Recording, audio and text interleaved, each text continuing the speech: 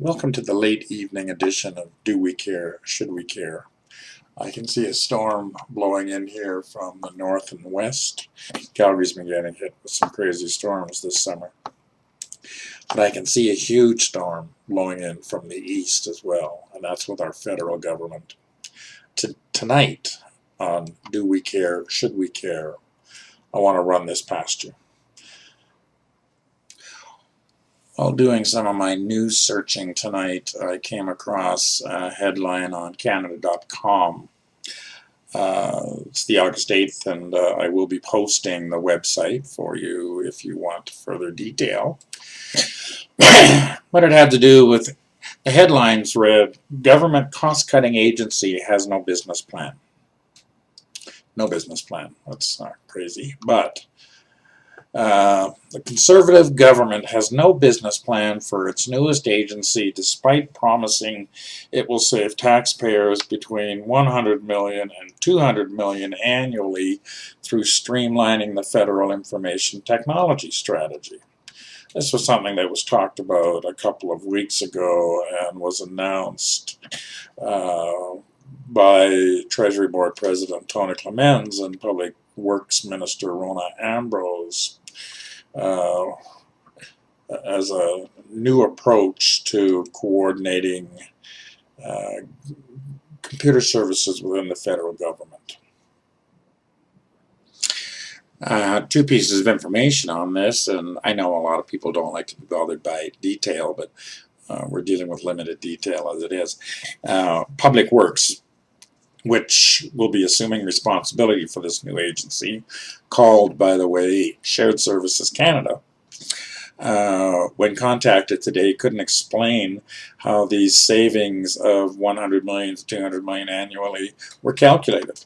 Nobody seemed to really know where the figures came from. Okay. To me, that's, red flag. Let's red flag that. When the two cabinet ministers made the announcement last week, the whole public service union was caught off guard because nobody had bothered to tell them of this new agency. In fact, the president of the Professional Institute of the Public Service of Canada, and they represent about 60,000 public services, said he read about this online, on online news. That's, to me, second red flag. Here's one of my issues with that. Over the last number of years, it has appeared to me as though there's been an increase in belief by our politicians that they don't have to be accountable, that they can choose when they want to be consultative and when they don't, and that they can decide what constitutes a plan and what doesn't. It's this type of culture, when you talk about culture of entitlement, it's that type of culture that allows a cabinet minister to, give $50 million to Muskoka through a handshake with the mayor and never involve a civil servant in the whole process. I'm sorry, but I have problems with that level of, or lack of, accountability. Issue two, to me, is that this Shared Services Canada would be saving these hundreds of millions of dollars, streamlining the information technology strategy, the federal information technology strategy. Now, those are four words that when you put them together may not mean much to people. But I know, because I did some consultation with Industry Canada almost 12 years ago on this stuff.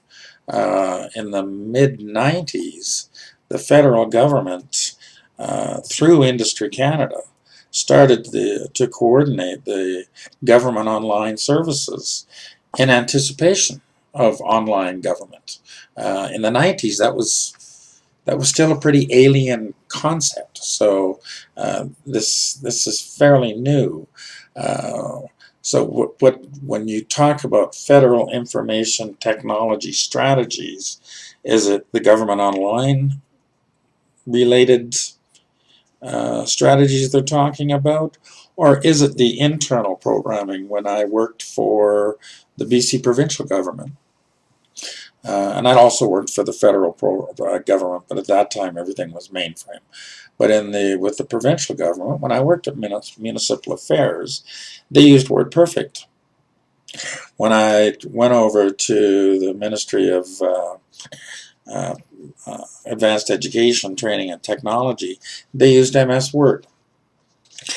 So yeah, there were some cross-platform issues. There was also a huge waste of money in that you couldn't have programs at that time put on your workstation until you'd taken training.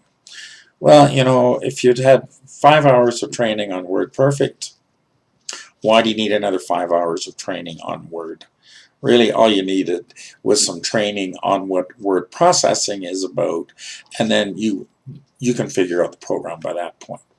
So when they talk about the Federal Information Technology Strategy, I'd like a few more details than that, because that could be very, very broad.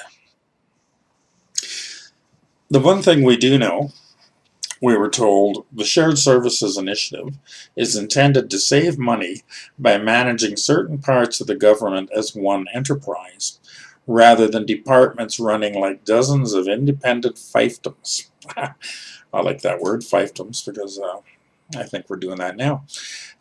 This new agency is supposed to eliminate redundancies through streamlining the government's network of email systems and data centers.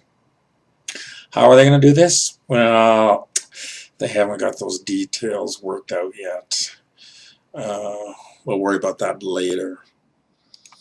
So, to do a simple summation here, last week, Treasury Board President Tony Clements and Public Works Minister Rona Ambrose announced that Shared Services Canada will be being formed, and Public Works Canada will be responsible for it.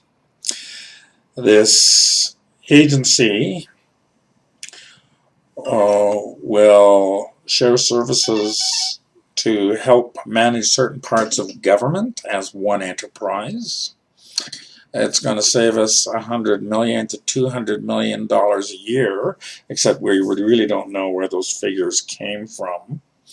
They announced on Friday that 8,000 employees from IT-intensive departments would have new responsibilities. However, they failed to talk with the Public Service of Canada unions or the Professional Institute of the Public Service. They have no business plan on how they're actually going to do this, and we have really no idea of what it's going to cost us, even though we're going to save $100 to $200 million a year. Does that make sense to you? Anyway. Oh yeah, and one other little tidbit of information. The Conservatives, when they had a minority, tried to move on this idea in 2008. It was unsuccessful at the time because, again, there was no business plan. And there was just too many questions concerning the financial savings the government claimed the project would yield, because at that time either they were unable to show where this money was coming from. So now that they have a majority, it's not an issue. It's going to happen. But it's going to control a lot of things, and we're going to see a lot of changes. So, now to the question. Do we care? Well, I know most people in my generation, you mention something like Federal Information Technology Strategy, and their eyes glaze over. it's gone. So no, I don't think this end really cares. A lot of the under 30s I deal with on a daily basis. It's government. Anything government does is a joke. They really don't want to listen to it. Again, lack of detail. They don't care about that. Should we care? I think we should.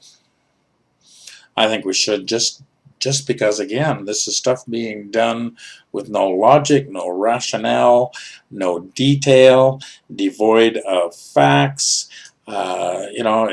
It's ideology driven, and it's driven for the wrong reasons. That's, my belief. Should you care? You decide. I've left the link to the story below so that you can get more details on it. But keep in mind, McAfee identified less than a month ago the massive hacking that's been going on with federal government, with our federal government, and with others as well. So I'm not sure now is the time to start tweaking and playing around with computer systems. When you don't know what you're doing, when you have no plan for it. There's just too many things, that are happening around it. This isn't, this little agency isn't an island unto itself. So anyway, you do what you think you should do. You be concerned with what you are concerned about. You care about what you think you need to care about. And this is me saying, do we care? Catch you later.